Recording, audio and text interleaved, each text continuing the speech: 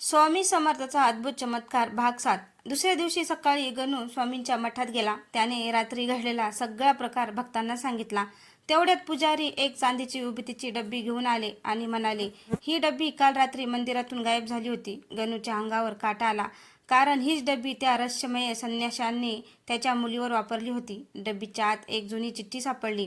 त्यावर लिहिलं होतं, ज्याच्या घरी ही विभूती पोहोचेल त्याच्या वंशावर स्वामीची विशेष कृपा आहे.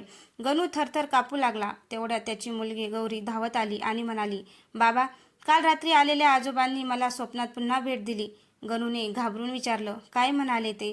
गौरी शांतपणे म्हणाली, स्वामी म्हणाले, उद्या तुला जुन्या वडाच्या झाडाखाली एक गुप्त वस्तू सापडेल. जुन्या वडाच्या झाडाकडे गेले. झाडाभोवती दाट धुके पसरलं होतं आणि वातावरणात चंदनाचा मंद सुगंध दरवळत होता. गौरीने अचानक झाडाच्या मुळाकडे बोट दाखवलं आणि म्हणाली, बाबा, इथे काहीतरी चमकतंय. गणूने माती बाजूला केली तर त्याला एक लहान पितळी पेटी सापडली. पेटी उघडताच आत स्वामीच्या पादुकांचा छोटासा ठसा, थोडी विभूती आणि एक जुनी ताम्रपट्टी होती. ताम्रपट्टीवर कोरलेलं होतं, संकटात श्रद्धा टिकवणाऱ्याच्या घरी मी स्वतः येतो. हे वाचताच गणूच्या डोळ्यातून अश्रू वाहू लागले. तेवढ्यात वडाच्या झाडावरून एक पांढरं फुलं थेट गौरीच्या हातात पडलं.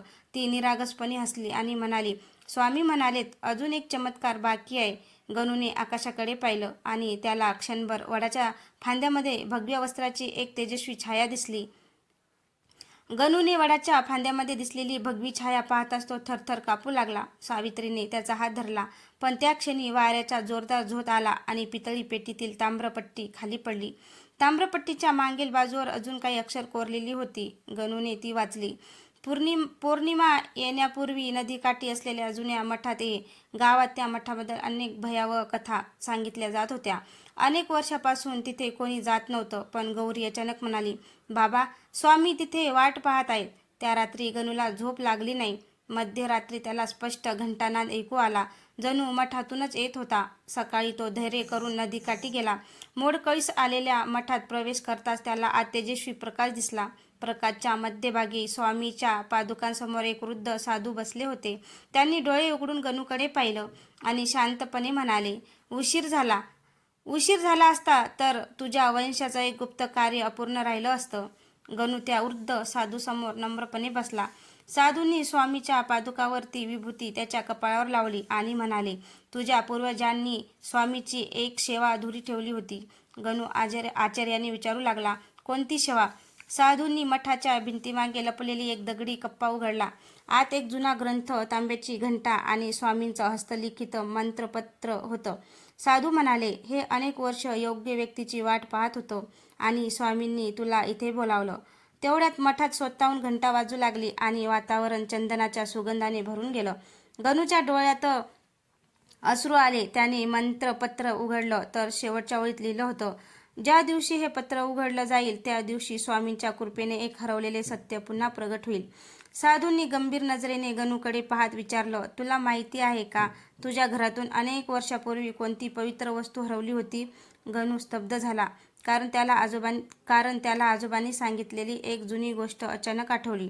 गणू काही क्षण शांत बसला आणि मग हळू आवाजात म्हणाला, आजोबा नेहमी सांगायचे की आमच्या घरात स्वामींनी दिलेली एक पवित्र रुद्राक्ष माळ होती, पण ती अचानक गायब झाली होती. वृद्ध साधूंनी डोळे मिटले आणि गंभीर स्वरात म्हणाले, ती माळ चोरीला गेली नव्हती, तिला योग्य वेळ येईपर्यंत लपवण्यात आलं होतं. त्यांनी मठाच्या जमिनीवर त्रिशूळाच्या आकाराची खूण काढली. त्या ठिकाणी गणूने हात लावताच दगड हळू लागला आणि खाली एक लहान गुप्त कप्पा उघडला. कप्प्यात लाल वस्त्रात गुंडाळलेली रुद्राक्ष माळ आणि स्वामींच्या चरणधुळीने भरलेली छोटी कुपी होती. गणूंच्या हातात माळ येताच त्यांच्या शरीरातून एक विलक्षण उष्ण लहर गेली.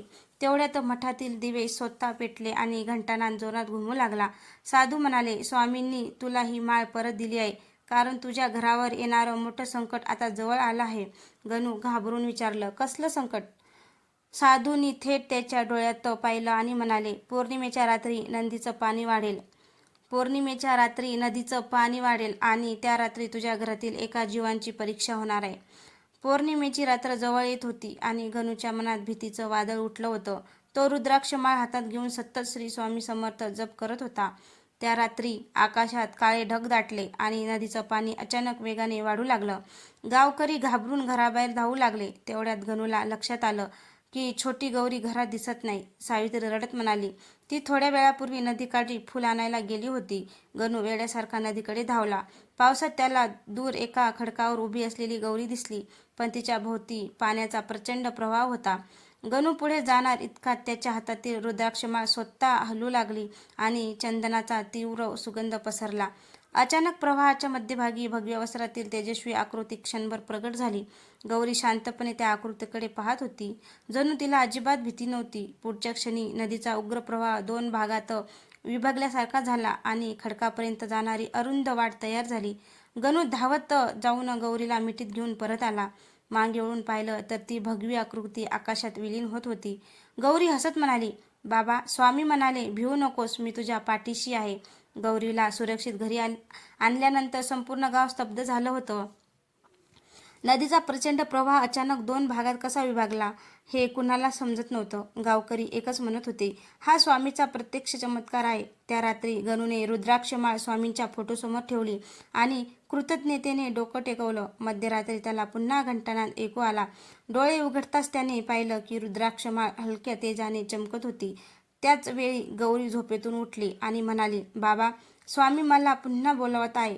गणू घाबरला, पण गौरी शांत होती. ते म्हणाले, उद्या सूर्योदयाच्या वेळी नदीकाठी ये, तिथे अंतिम सत्य प्रगट होईल. पहाटे गणू, सावित्री आणि गौरी नदीकाठी पोहोचले.